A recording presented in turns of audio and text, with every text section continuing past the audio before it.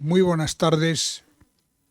Bienvenidos al Ateneo de Santander, que esta tarde tiene el honor de presentar una antología poética de un miembro de la Junta Directiva de este Ateneo, como es Pedro Crespo de Lara, creo que de todos ustedes conocido.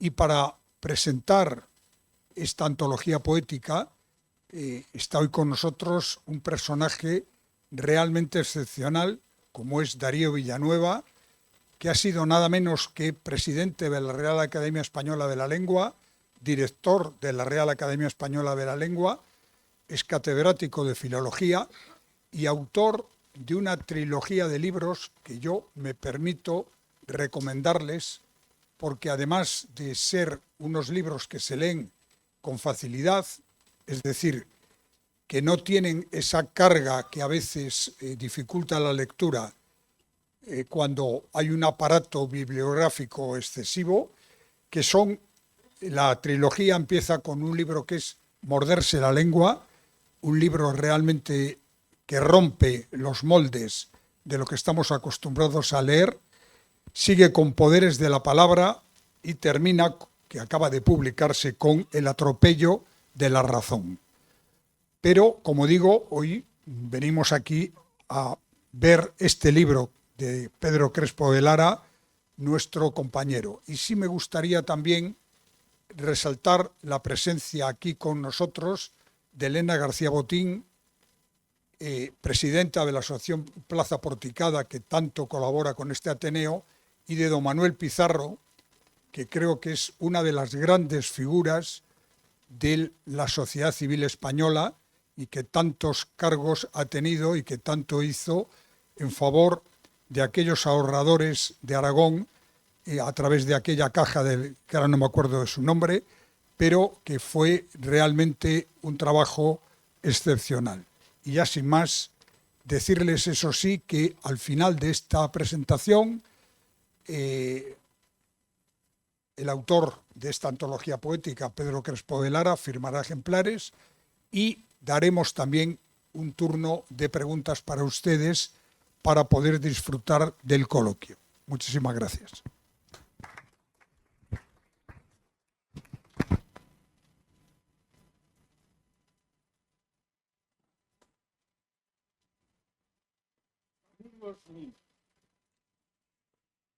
Vengo de un largo caminar y a punto de cumplir 89 años. Os miro y remiro y vuelvo a mirar. Y lo primero que se me ocurre decir es que estoy muy a gusto entre vosotros.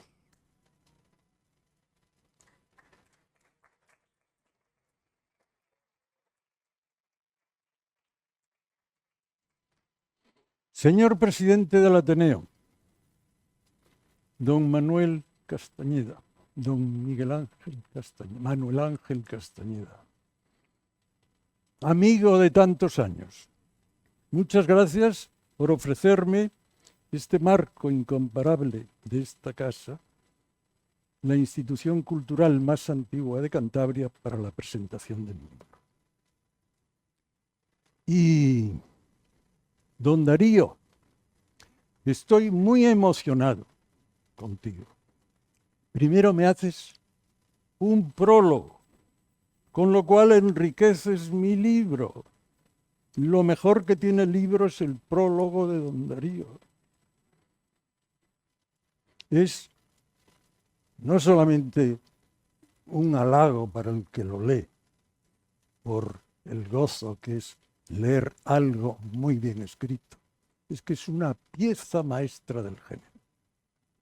Y no solamente eso, sino que viene hoy aquí a acompañarme para darme al socaire de su autoridad literaria, pues el poder sosegadamente leer mis versos. Todo el mundo sabe quién es don Darío Villanueva. Su condición de expresidente de la Real Academia Española le sitúa en un puesto de altísimo honor, no solamente en el mundo de las letras, sino en la sociedad española. Yo quiero subrayar dos cosas de él. Primera, es doctor honoris causa por 14 universidades europeas, americanas y asiáticas. Yo no conozco otro caso semejante. Acaba de publicar un libro, el presidente ha aludido a ese libro y a los dos anteriores, forman una trilogía. Este último es el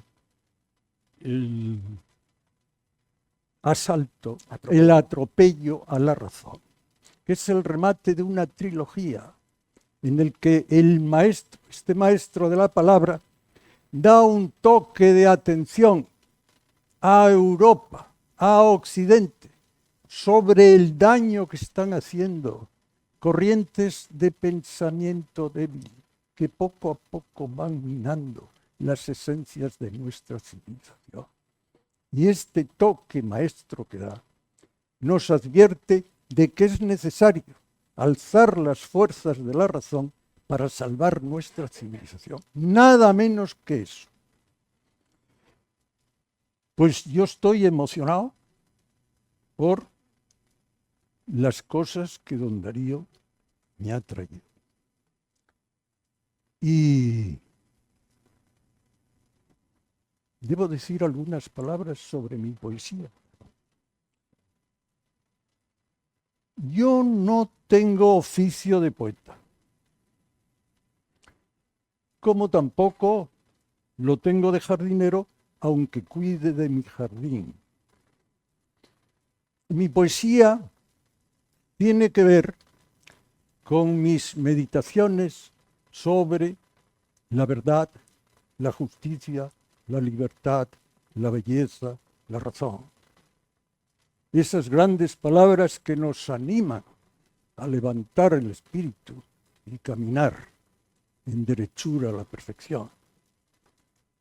Pues cuando a veces me encuentro en una situación de ánimo distinta, pues siento ganas de escribir y echo mano de lo que tengo, de un trozo de papel o del teléfono si no tengo con qué, como hacen los nativos digitales.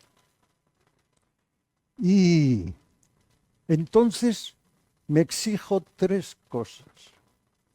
Primera, que lo que haya de escribir se entienda con facilidad, sin ningún esfuerzo. Segunda, ajuste a la métrica tradicional. El metro, el ritmo y la rima. Tercera cosa, que lo que resulte sea grato de oír, que el oído lo reciba con agrado. Pues a esto me refiero en mi antología, como vamos a ver. Dice así: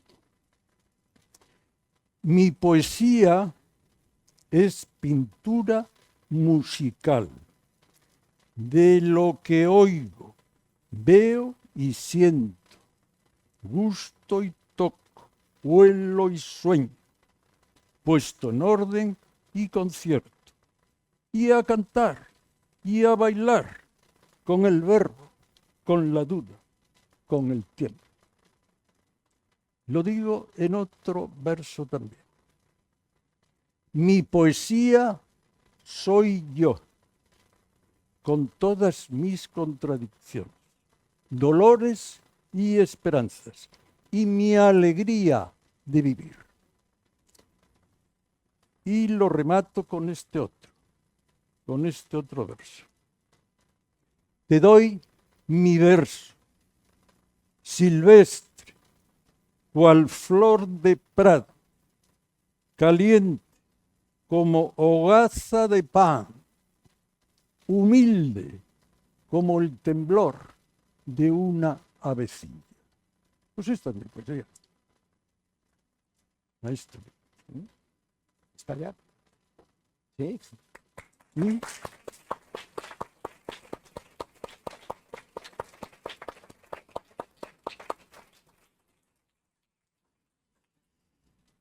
Realmente en una presentación de libros el auténtico protagonista es el autor.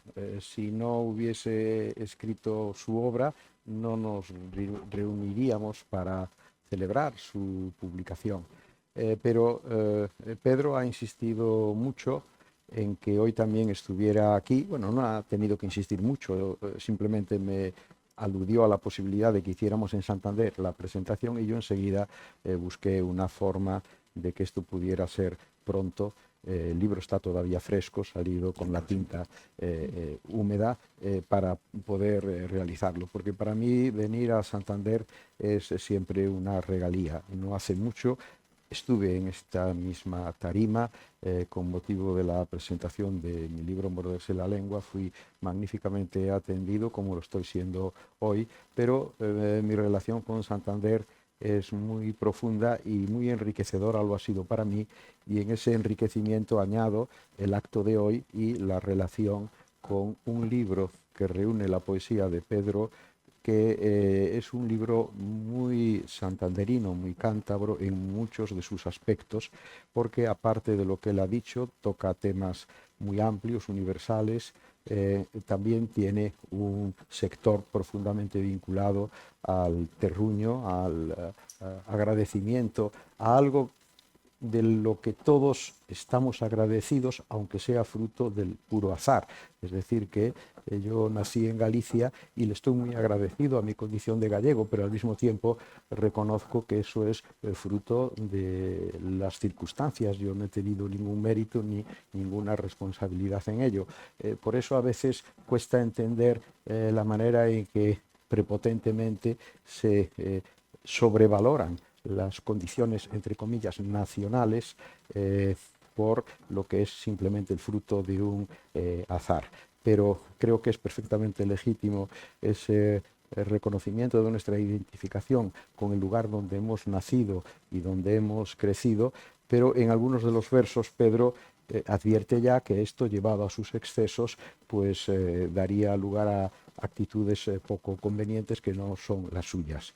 En el prólogo yo destaco una condición que creo que es propia de ese imaginario colectivo que atribuye a las distintas partes de España y de otros países determinadas categorías morales, ¿no?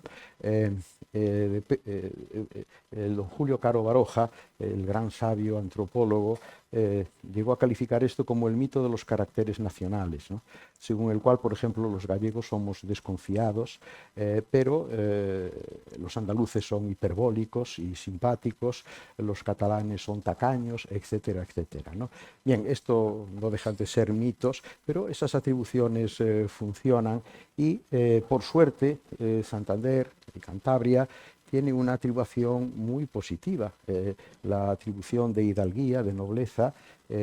Ser de la montaña en el propio siglo de oro español era un título de gran distinción que muchos escritores procuraban esgrimir con mayor o mayor razón para ocupar un espacio bien asentado y reconocido en el Parnaso literario.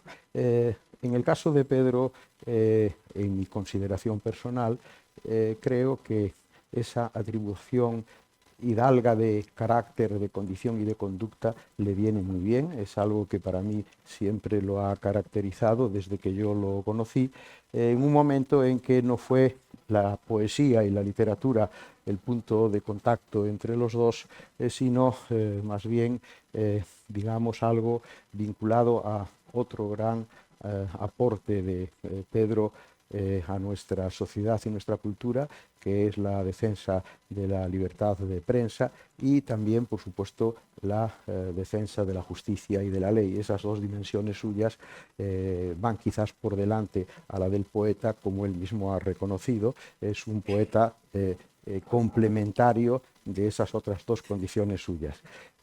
Inmediatamente surgió, y estoy hablando de hace más de 30 años, una que Goethe llamaría afinidad electiva entre los dos, que también tenía algo que ver con su condición de jurista y jurisconsulto, porque yo soy hijo de magistrado.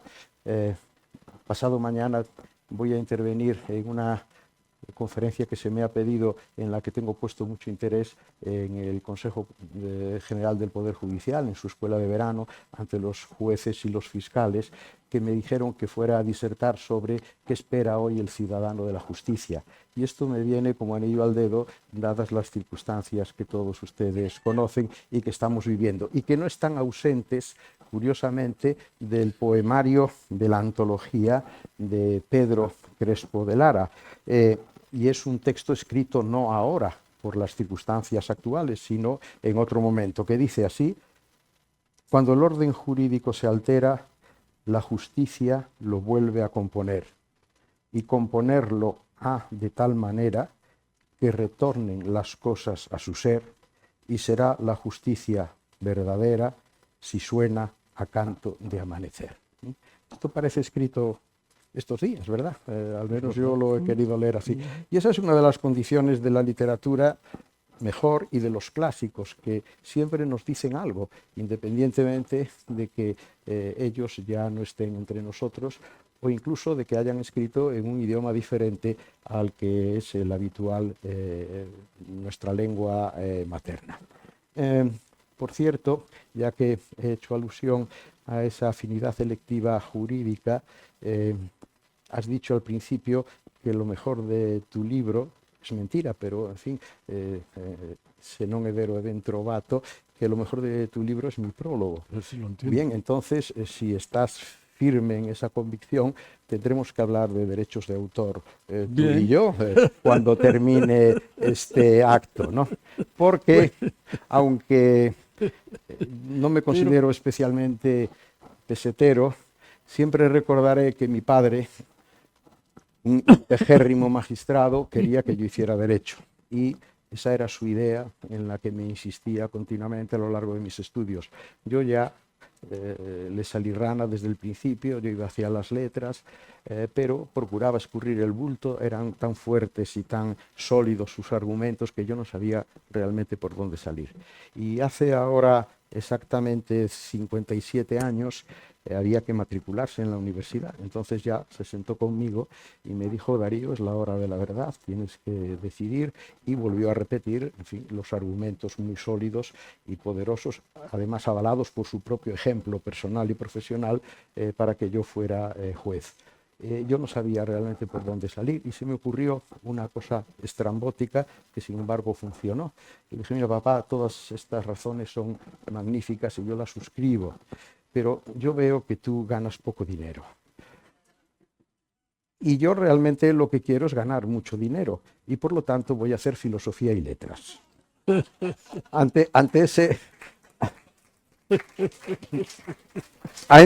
ese argumento estrambótico, él quedó completamente desarmado, y ya pude ejercer mi matrícula primera en filosofía y letras, y de allí hasta hoy. De manera que, si yo a mi padre le dije en su día que quería ganar mucho dinero, entenderás, Pedro, que voy a ser muy exigente en el asunto que tenemos pendientes, Pues tú maestro, y yo. maestro, si me permites que diga algo al respecto. No, yo creo que es mejor que lo resolvamos entre nosotros. No, claramente, y ante este público de excepción.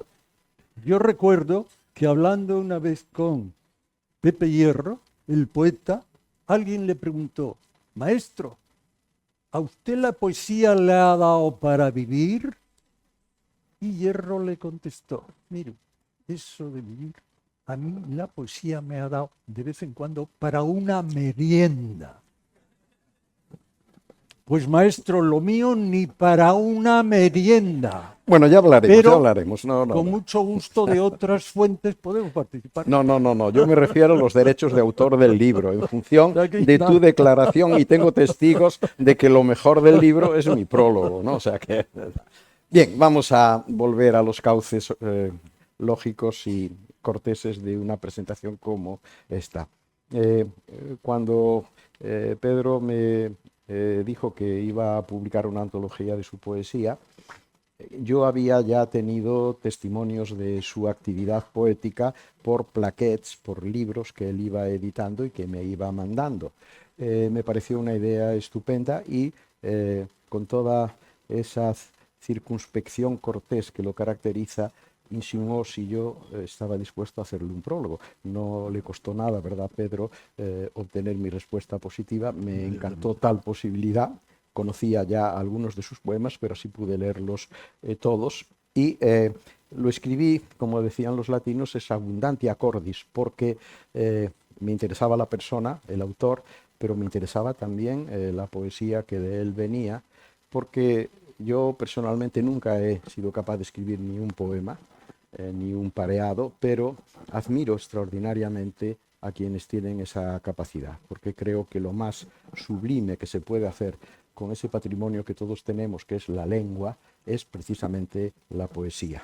La poesía que un poeta inglés, el poeta de los lagos, Coleridge, definía en términos que tienen que ver con lo que Pedro ha dicho, the best words in the best order, las mejores palabras en el orden mejor. Y eso se cumple en este libro porque Pedro escoge las palabras con suprema precisión y las ordena de una manera clara, transparente, para transmitirnos ¿qué? Pues ya hemos dicho lo que él transmite. En sus palabras estaba. Yo también he apuntado algunas cosas, ¿no? Es un conjunto de poemas donde menudean manifestaciones idílicas de recuerdo del tiempo pasado, cosa que se vincula inexorablemente y lógicamente con Santander, con Cabezón de la Sal y no solo con este enclave santanderino, también la familia, la infancia, los recuerdos de las personas. Tiene un capítulo con el que yo me he sentido muy identificado, que es el capítulo dedicado a la amistad. Pedro es un gran amigo de sus amigos y por sus páginas, las páginas de este libro, aparecen muchas personas con las que él ha tenido una relación muy especial, y algunas de ellas yo también tuve esa suerte por mi vinculación vía fundamentalmente la universidad con Santander desde el año 70. En el año 70 fui becario en la Universidad Menéndez Pelayo y a partir de ahí inicié una carrera de avances considerables, porque la vez siguiente vine como conferenciante, luego durante 4 años fui secretario de un curso que dirigía un personaje extraordinario, astorgano de nacimiento, pero vinculado muy intensamente a Santander, que fue Ricardo Ullón. Luego ya fui yo director de un curso y, en fin, ahí hasta el momento terminó mi trayectoria, pero como ven la cosa ha ido bastante bien. La ventaja de tener tantos años es que uno al final tiene una acumulación de referencias, de contactos y de realizaciones que pueden acompañarle y ampararle. Por ejemplo, yo ahora soy profesor emérito, ya jubilado, mi universidad me ha nombrado como emérito y me queda un año como tal y estoy muy satisfecho. Lamento tener que volver a hablar de dinero. Estoy muy satisfecho porque cuando en el año 1972 empecé como profesor ayudante de clases prácticas, ganaba 1.300 pesetas al mes, y ahora como profesor emérito gano 16.600, 105 euros. Como verán ustedes, el ascenso ha sido vertiginoso, de 1.300 pesetas a 16.600. Pues bien, esa acumulación a la que me refiero tiene que ver con contactos, experiencias y sobre todo con haber aprendido mucho de amigos. He citado a Ricardo Bullón, pero en Santander, Pablo Beltrán de Heredia, Piti Cantalapiedra, Manuel Arce, Julio Neira, ya fallecido, aunque era de mi propia edad, su yerno, el propio José Hierro, Manolo Riancho, son nombres que están en tus poemas y que yo tengo una vivencia directa de haber convivido con ellos. Eran mayores que yo en edad, pero siempre aprendí mucho de lo que en sus conversaciones traslucía, sobre todo de una etapa que fue verdaderamente gloriosa en Santander. Santander es una comunidad y una ciudad que puede jactarse de un pedigrí cultural verdaderamente extraordinario. Y no pienso solo en Menéndez Pelayo, en Pereda, en don Benito Pérez de Galdós, por supuesto, sino que después de la Guerra Civil hubo aquí un auténtico florecer cultural en circunstancias que todos sabemos que eran muy difíciles, pero que gracias a personalidades como Ricardo Gullón y muchos poetas, el propio Manolo Arce, galerista, poeta, novelista y librero, la creación de la Escuela de Altamira en arte y en pintura, la publicación de revistas de poesía. Todo esto hizo en los años 40-50 de Santander un verdadero emporio cultural en aquel ámbito, en aquel espacio que en el conjunto de España, por los traumatismos que todos sabemos, pues no eran tan bollantes, ¿no? Y yo me beneficié a partir de los años 70 de eso mismo, de manera que al leer los versos de Pedro me sentí también muy identificado con esas referencias de los que fueron sus grandes amigos o sus amigos, y que yo no puedo esgrimir la misma condición preferente en la relación con ellos, pero sí me beneficié de su proximidad y aprendí de lo que ellos significaban, ¿no? Amistad es, por lo tanto, otro de los bloques de la poesía aquí recogida. Y luego está también, como acabo de reflejar con la lectura del poema referido a la justicia, hay poemas, no diré de escarnio y maldecir, pero sí poemas que ponen el dedo en la llaga de determinados asuntos concretos, sensibles, con gran criterio y con esa actitud que en la vida pública, tanto como jurista y jurisconsulto, sino también como periodista y líder de periodistas, Pedro defendió a lo largo de toda su trayectoria.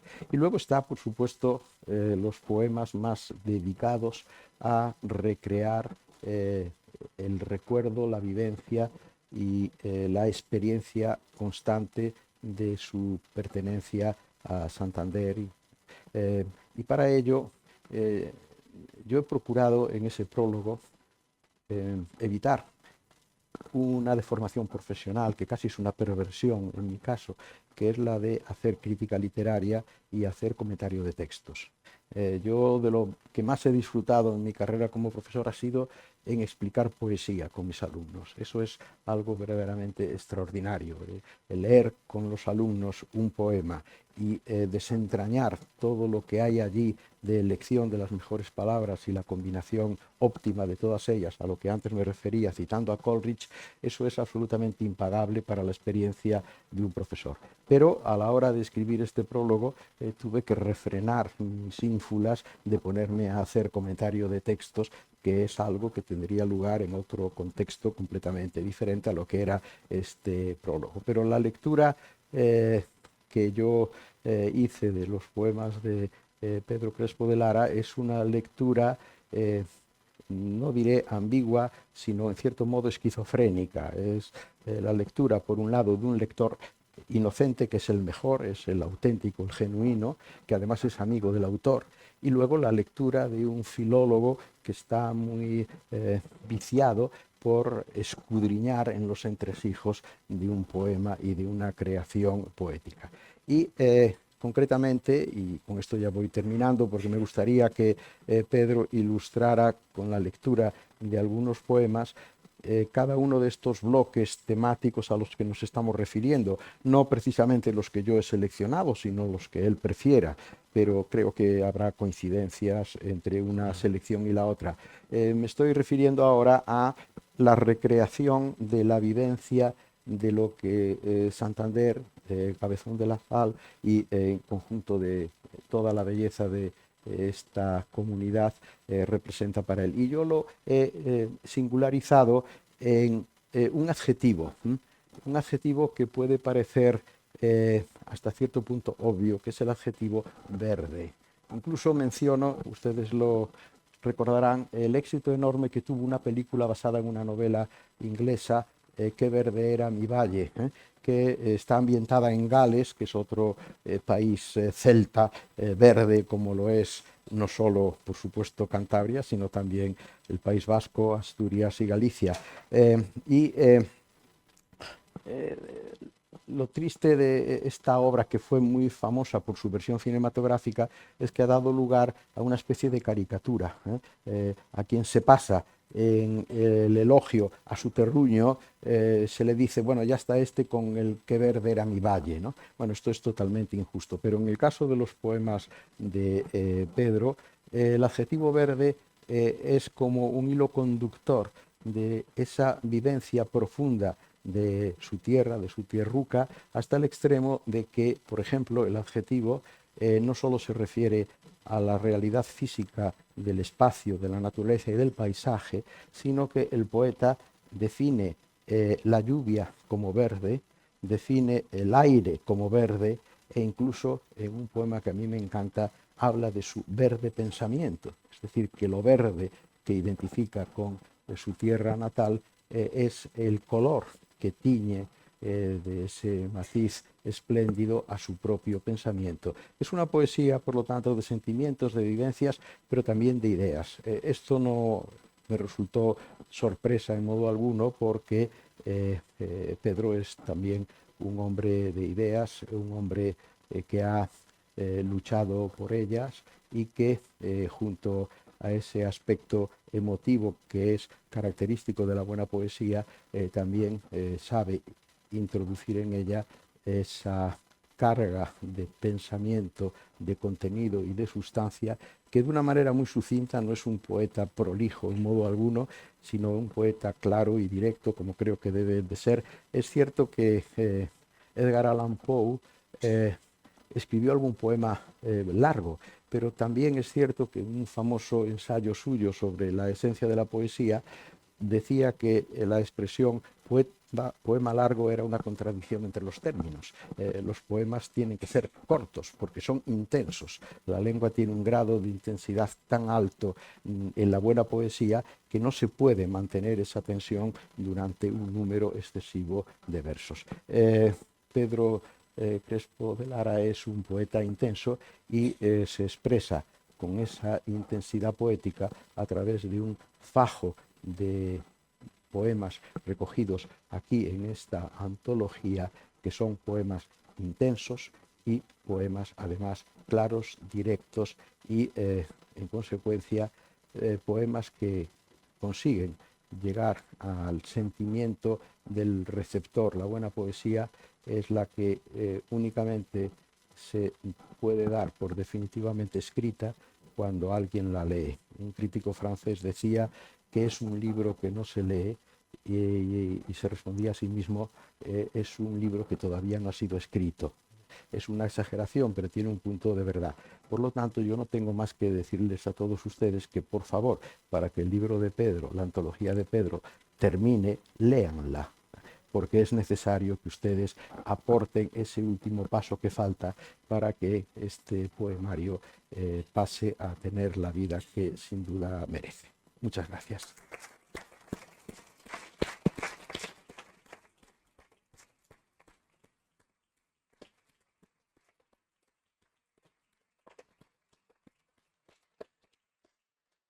Pues habrán entendido ustedes muy bien lo que yo decía al principio, que estaba emocionado por las atenciones que don Darío ha prestado a mi persona y a mis poemas.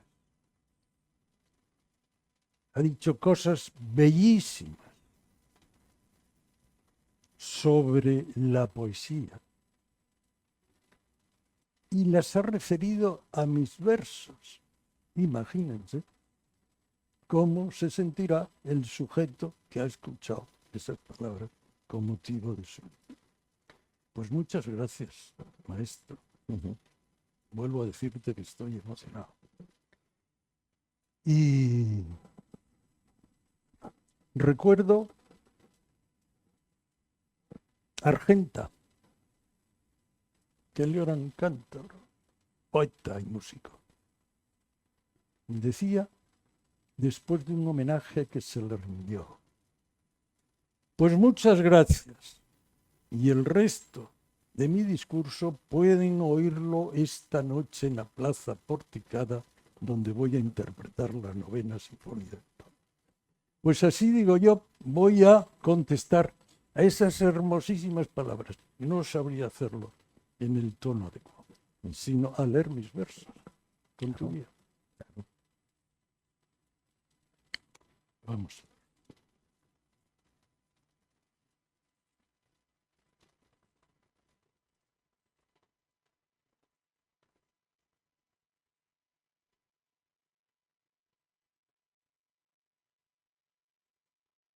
Vamos a ver.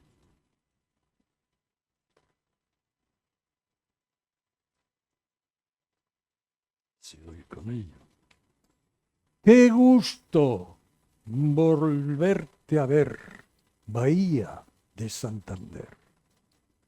Desde el muelle o Puerto Chico, igual el pobre que el rico, el lego como el artista, tienen deleite a la vista. Loredo, Somo, Pedreña, detrás la mole norteña, Cabarga, el pico Matienzo, como un bucólico lienzo de azules, verdes y grises, émulo del mar de Ulises. Qué gusto volverte a ver, Bahía de Santander. En un día de neblina, asomado a la machín, o en el muelle de Maliaño, envuelto en sabor de antaño. Recuerdos del Magallanes, el Comillas, los afanes comerciales y aduaneros, de indianos y forasteros. Qué gusto volverte a ver, Bahía de Santander. En invierno o en verano, sople el cierzo o el solano, ontanar de fantasía, de colores, sinfonía de rumores, agua y viento, y largando a barlovento el sueño del ancho mundo, del cántabro vagabundo. Buenos Aires, Veracruz, aire, aire, luz, más luz. Qué gusto volverte a ver, Bahía de Santander. Y cruzar por tu cristal en la lancha del puntal, a proa la muy serena perla de la Magdalena, a babor el astillero, a estribor el sardinero, y en línea recta de popa los albos picos de Europa. Qué gusto volverte a ver, Bahía de Santander.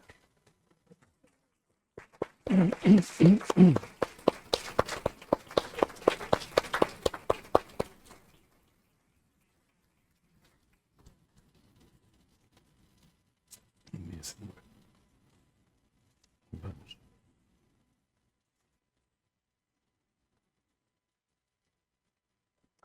Ayer estuve en mi pueblo. Vi la casa de mis padres. Saludé a algunos amigos. Recorrí mis viejas calles. No sé lo que ayer sentí al contacto con mi valle. Solo sé que di en pensar que el tiempo no pasa en balde.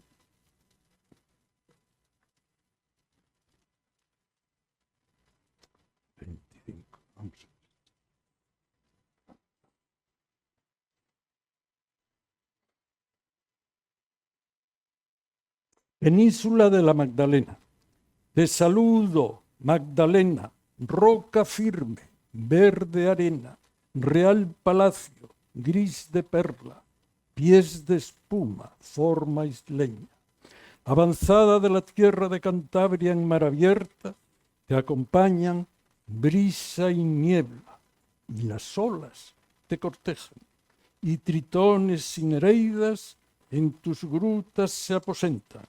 Te saludo, Magdalena, tú que guardas sin almenas los recuerdos de una reina desdichada, rubia y bella, nostálgica princesa Ena. En noches de luna llena se oyen cantos de sirena, cantadores de leyendas de otros mares y otras tierras. Te saludo, Magdalena, tan famosa en las letras, en las artes y en las ciencias. Te saludo, Magdalena, península, verde arena.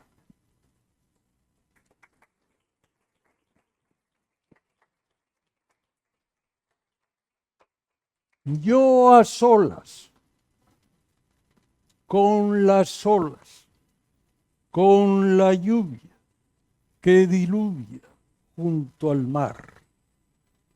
No pensar. La quietud es salud para el alma, que en la calma gana altura, gana hondura, soledad, libertad. Oh caminos peregrinos de la mar, no pensar. Y soltarse, no amarrarse, darse al aire, con donaire, siempre a solas, con las olas, junto al mar, no pensar.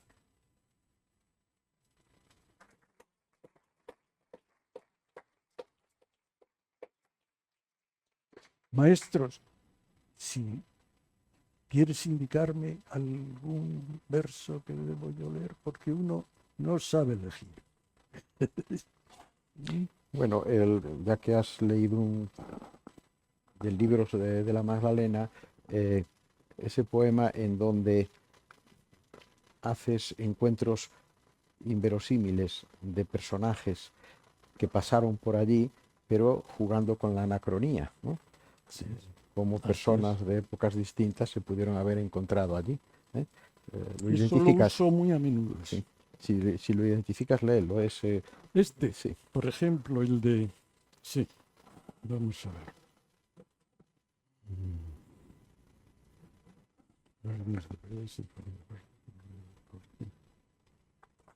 A ver. Es el de la Magdalena. A ver si encuentro por aquí. Es un encuentro en la Magdalena de grandes personajes de todos los tiempos. A ver si lo encuentro. ¿Perdón? 65. Justamente. Muchas gracias. Nubes sobre la bahía. En la tarde de verano. Hay cumbre del pensamiento en la Menéndez Pelayo. Los ingenios de Cantabria, por el rector convocados, de los más diversos puntos al palacio van llegando.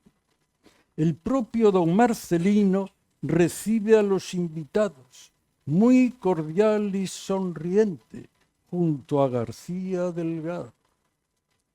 Y han dado la bienvenida con claras muestras de agrado a don Amós de Escalante, que llega solo y andando. El polígrafo gentil al poeta ha recitado: caminos de la montaña de memoria os aprendí, a ojos ciegos quiero andaros, y en vosotros me perdí.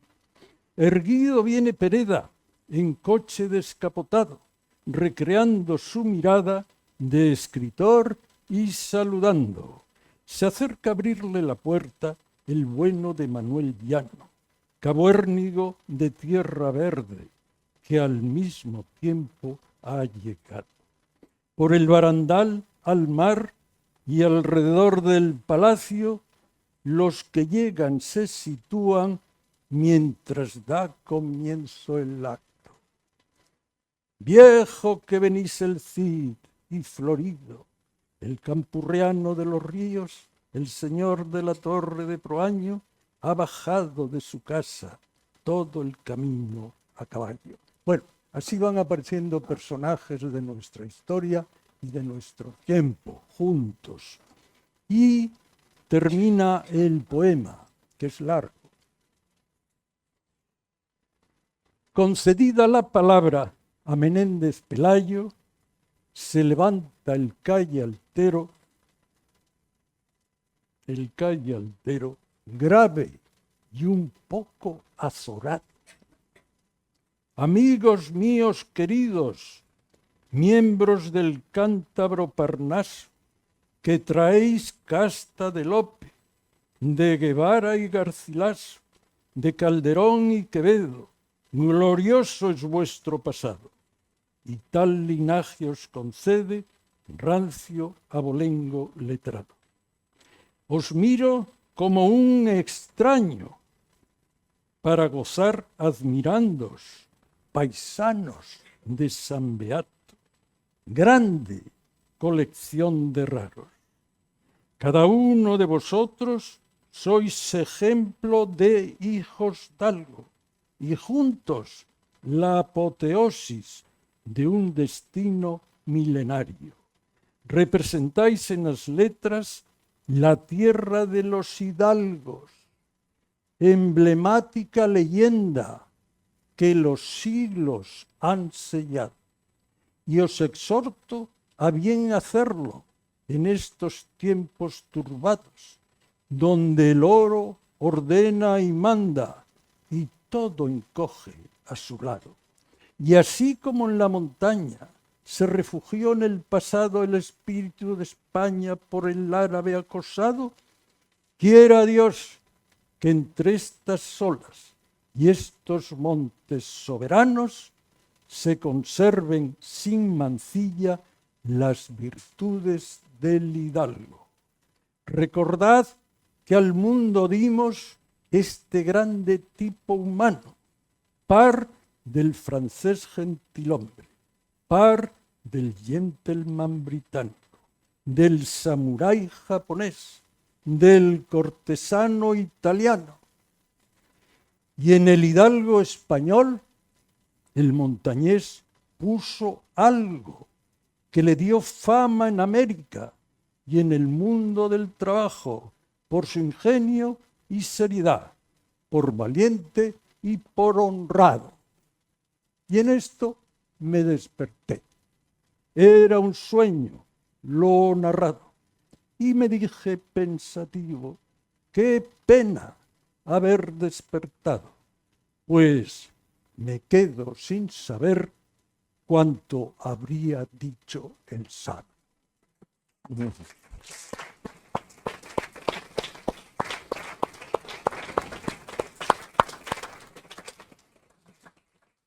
Está bien. ¿Lo dejamos ya? Yo creo que sí que es un buen cierre, ¿no? ¿Perdón? Que era un buen cierre este, pero ¿tienes otro? ¿Otro? Sí.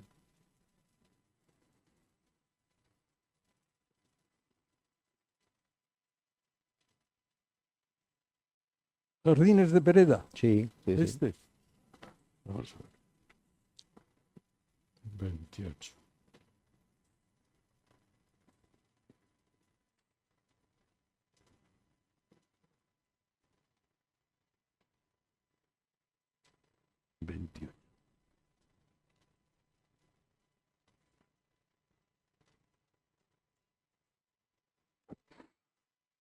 A la vera de la mar, Jardines de Pereda. Brizáis el sueño antiguo de la patria canta, con palmeras mensajeras de remotos mares, con castaños vernáculos de indómita veta, con laureles que incitan a la acción y a la gloria. Frente al muelle de los románticos escritorios, donde tenaces conquistadores de riqueza la faz esculpieron de la Puebla comerciante, reina del mar apellidada, y Sidón Ibera. Allí, sobre escenas montañesas levantado, de las montañas y de las olas el cantor, asiste al correr de los trabajos y los días, de la recia y altiva progenie de Altamira. ¿Qué queda de Sotileza y de Peñas arriba? Del carácter que Augusto poderoso frenó, del marino que en Atlántica mar procelosa ajustaba las cuentas al intrépido inglés. Ahora cambian los pueblos sus reglas cada día. Natura sigue en cambio su curso indiferente. ¿A dónde en los tiempos que corren Cantabria irá? Las estrellas lo saben. Pero yo sé también que mientras de Palombera o de Peña Cabarga lleguen al emigrante corrientes de emoción, mientras viertan las nubes sobre el pico tres mares y de magia envuelto el mundo que el cántabro habita, vuelen por sus cielos águilas de libertad, mientras refuljan ariscos los picos de Europa, Cantabria será Cantabria, señera y mágica Cantabria, peñas arriba y peñas al mar. Muy bien. Colofón. ¿Terminamos? Sí. Después del prólogo de Don Darío, que insisto es lo mejor del libro, de lo que queda, lo mejor es esto que queda en la portada, que dice así: después de tanto vivir, me pregunto qué he aprendido. No lo sabría decir.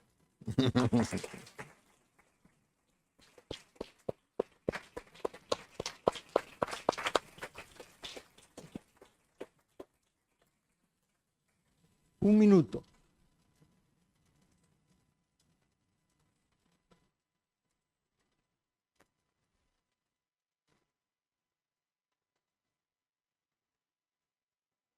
Este es un retrato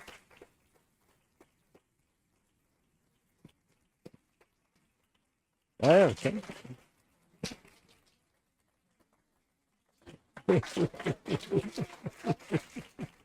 Gracias. Gracias. Sí, sí. Muchísimas gracias. un regalo del maestro. Lo he pasado muy bien. He entendido muy bien con él. Por eso nos ha salido bien la presentación. Y antes de que se levante la acta, aquí está don Manuel Pizarro. Se juntan dos grandes de la Academia de España. Un expresidente de la Real Academia Española y el presidente de la Real Academia de Jurisprudencia de España. Este aula no sé si caben dos Júpiters o dos Zeus, ¿verdad? En su ámbito. Por aquí están.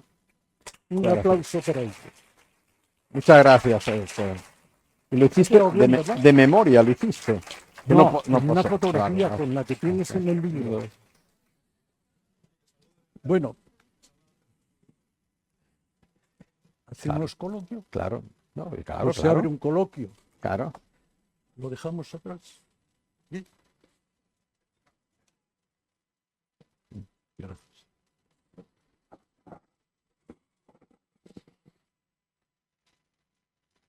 Si quieren hacer alguna pregunta, pues el maestro estará encantado de hacerlo.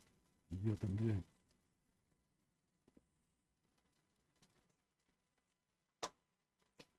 Ya está, lo dejamos en.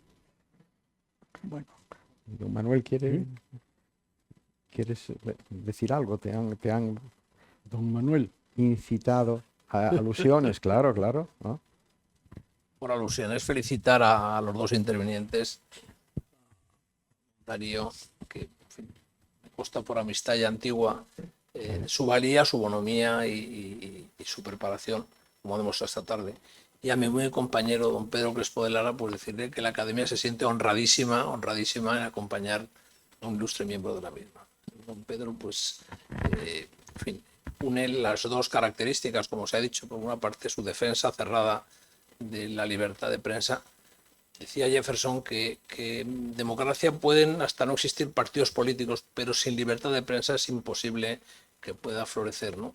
Y no hay tampoco democracia sin Estado de Derecho, que es lo que defiende don Pedro con uñas y dientes, las dos cosas. O sea que yo me encuentro encantado de estar aquí en su tierra. Decía Espriu que el que olvida las raíces pierde la identidad. Pedro Crespo de Lara no ha perdido su identidad nunca porque siempre ha estado orgulloso de las raíces de Santander y le acompañan a todos los sitios. Decía también, recuerdo, pues Vargas Llosa, cuando recibe el premio Nobel, que a él le ha acompañado siempre su patria, entendida como lugares, como personas y como tradiciones, ¿no? Pues don Pedro viaja con su patria a cuestas, la lleva a Madrid, presume de ella, presume en la Academia, y la Academia se siente honradísima y orgullosísima. Por supuesto, daré cuenta en el primer pleno de este día, que es memorable y por el que felicito a don Pedro y a don Darío. Muchas gracias.